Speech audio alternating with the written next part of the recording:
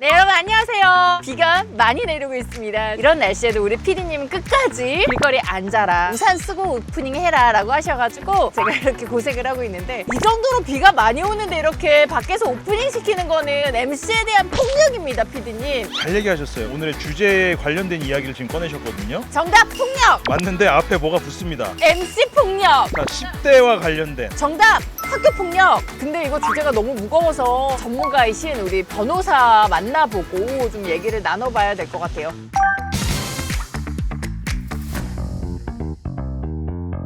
안녕하세요. 네. 오늘 저희 주제가 학교 폭력이에요. 학교 폭력에 대해서 어떻게 생각하세요? 저가 학교 다닌 지가 너무 오래돼서 잘 모르겠는데 개인적으로는 피해자 입장에서 그게 학교 폭력이라고 생각이 들면 그거는 뭐 학교 폭력으로 해야 되지 않을까. 근데 혹시 이렇게 비 오는데 자꾸 저를 밖에 인터뷰 시키는 우리 PD님은 이거 어떻게 생각하세요? 폭력이라고 생각하시죠? 아닌가요? 네, 괜찮습니다. 네. 오늘 비 오는데 인터뷰 응해주셔서 감사합니다. 고맙습니다. 네, 감사합니다.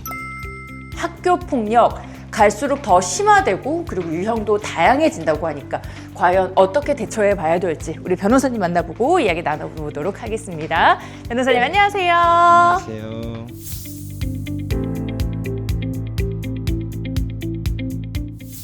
학교 폭력은 법적으로 어떻게 정의가 되는 건가요, 변호사님? 이제 학교 안팎에서 일어나는 모든 피해 학생에게 피해를 주는 모든 괴롭힘을 말합니다. 전통적인 그런 신체 폭력, 또 욕설, 비난, 또 협박과 같은 언어 폭력이 있겠죠. 그 다음에 이제 집단 따돌림, 돈이나 물건을 빼앗는 갈취 행동 같은 거, 단체 채팅방에서 벌어지는 이제 윤따라 그러죠. 네, 사이버 폭력까지 모두 법에서 학교 폭력으로 정의하고 있습니다. 그리고 요즘에 학교 폭력의 유형이 좀 어떻게 달라지고 있는 건가요? 저희 세대에는 주로 때리는 이런 폭행들이 많았잖아요. 네. 요즘에는 이제 그런 문제뿐만 아니라 스마트폰과 이제 SNS가 이제 일상화되면서 단체 채팅방이나 익명 웹을 이용해서 사이버 폭력이 크게 늘고 있습니다. 친구에 대해서 없는 말을 지어서 뭐 함께 욕설하거나 비난하거나, 또 피해 학생의 사진을 합성해서 이제 막 올리거나, 또 SNS에 악성 댓글과 허위 사실을 지속적으로 이제 올리는 경우, 이런 온라인 조리돌림이라고 이걸 표현하더라고요. 최근에는 이제 인공지능 AI 때문에 이제 딥페이크 이런 기술들이 또 발달해가지고 이걸 악용해갖고 이제 불법 영상을 만들어갖고 이걸 유포하고. 그래서 예전보다는 훨씬 디지털화되고 지능화되는 경향을 띠고 있어서 이런 부분들이 이제 학교 폭력의 문제로 지적이 되고 있습니다. 그러네요. 학생들이 가장 많이 오해하고 있는 부분은 어떤 건가요? 나는 이제 장난으로 그랬는데 이게 뭐 학교 폭력이냐 하는 생각을 갖고 있어요. 좀 그런데, 위험한 생각인 것 같아요. 그런데 사실 법과 이제 교육부 가이던스에 따르면은 가해 학생의 의도보다는 피해 학생이 실제로 신체적, 정신적으로 어떠한 피해를 당했느냐, 또 얼마나 괴롭고 상처를 입었느냐를 기준으로 보고 있습니다. 따라서 장난이라고 본인들은 얘기할지 몰라도 학교 폭력에 충분히 해당할 수 있는 범죄입니다. 그러면 이게 학교 폭력으로 인정을 받았을 때 어떤 처분을 받게 되는 거예요? 예, 우리 이제 학교폭력대책심의위원회라고 그러죠. 그래서 학폭위에서는 학교 폭력으로 인정되면은 가해 학생에게는 1호부터 9호까지의 처분이 단계적으로 이루어집니다. 6호 처분 같은 경우는 출석 정지. 학교를 아예 이제 출석하지 마라. 그다음 7호 처분 아예 학급을 교체를 해버리는 거예요. 학급 교체. 예, 그다음 8호 처분은 이 학생은 도저히 이 학교를 다닐 수 없으니 전학을 가라. 예. 고등학교의 경우에는 이제 그보다 강한 최종적 9호 처분, 퇴학까지 가능성이 있습니다. 그래서 출석 정지나 학급 교체, 전학 이런 학교 폭력 이력이 생활기록부에도 이제 일정 기간 이게 기록이 되면서 2026년도 입시부터는 모든 대입 전형에서 의무적으로 반영을 하도록 되어 있습니다. 그래서 단순한 학교 안에 징계에서 먹는 게 아니라 이게 나중에는 진학과 앞으로 본인의 일생까지 굉장히 큰 영향을 미치는 중대한 처분이라는 점을 그 학생들이나 부모님들도 알고 이런 부분에서 생활 지도를 좀 해주시는 게 좋을 것 같습니다.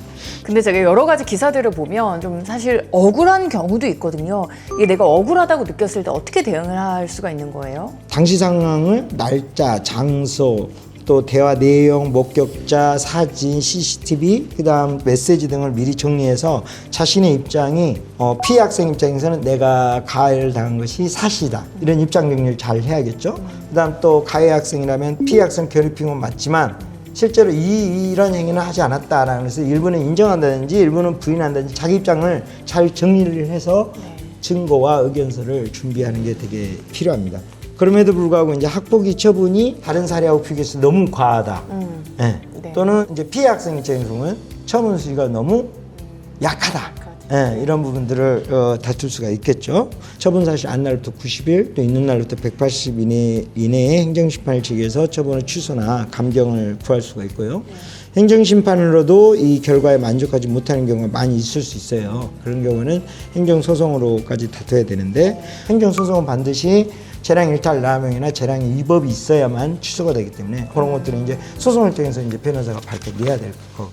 마지막으로 그러면 우리 방송을 보고 있는 학생들 그리고 또 학부모에게 하고 싶은 말씀이 있으시다면? 네, 학폭 사건에서 중요한 거는 결국은 얼마나 세게 처벌을 받느냐 또는 하느냐 이게 중요한 게 아니라 정확한 사실관계를 학생들이 또 학부모가 파악하는 것이 먼저입니다. 그럴 것 같아요. 네, 그래서 그걸 먼저 파악을 하고 거기에 맞추어서 솔직히 인정할 건 인정하고 맞아요. 반성할 건 반성하고 자신의 삶에 큰 피해가 되지 않도록 가해 학생이든 또 피해 학생이든 냉정한 자세로 조금 접근을 할 필요가 있는 것 같습니다.